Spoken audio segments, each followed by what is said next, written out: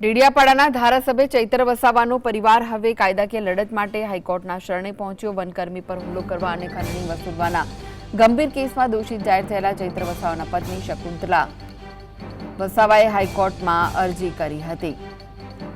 તો હાઈકોર્ટમાં દાખલ થયેલી આ સ્પેસિફિક અરજી પર આગામી દિવસોમાં સત્તાવાર સુનાવણી હાથ ધરવામાં આવશે, જેના પર સૌની નજર મંડાયેલી છે।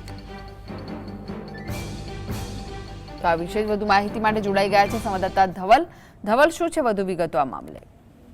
ચોક્કસથી કૃષ્ણા, વાત કરવામાં આવે તો જે અધિકારીઓ હુમલો કરવાની ઘટના હતી તેની અંદર ડેડિયાપાડા કોર્ટ દ્વારા જે 8 આરોપી હતા ધારાસભ્ય ચૈત્ર વસાવા સહિત તે લોકોને 7 વર્ષની સજા છે તે આપવામાં આવી હતી। તેમાં જ ગઈકાલે શકુંતલા વસાવા જે 18 દિવસના બાળક સાથે જેલમાં ગઈ હતી તેને માનવીય અભિગમ રાખીને ગુજરાત હાઈકોર્ટે જામીન આપ્યા હતા। ત્યારબાદ જે ચૈત્ર વસાવાના પત્ની છે શકુંતલા વસાવા, તેમના દ્વારા એટલે કે જે શકુંતલા વસાવા હતા તેમાંથી બીજા શકુંતલા વસાવા ચૈત્ર વસાવાના જે પત્ની છે તેમના દ્વારા ગુજરાત હાઈકોર્ટમાં નિયમિત જામીન માટે જે અરજી છે તે કરવામાં આવી છે। અને નિયમિત જામીન માટેની અરજી કરતાની સાથે જ જે રાજકારણ છે તે ગરમાયું જોવા મળી રહ્યું છે। અને મહત્વની બાબત એ કહેવાય કે જે ચૈત્ર વસાવાના જે પત્ની છે તેના દ્વારા જે દાદ માંગવામાં આવી છે તેની પર આગામી દિવસોમાં સુનાવણી છે તે હાથ ધરવામાં આવશે, પરંતુ હજી સુધી ચૈત્ર વસાવા દ્વારા નિયમિત જામીન માટેની અરજી મૂકવામાં નથી આવી। જી, આભાર માહિતી આપવા માટે।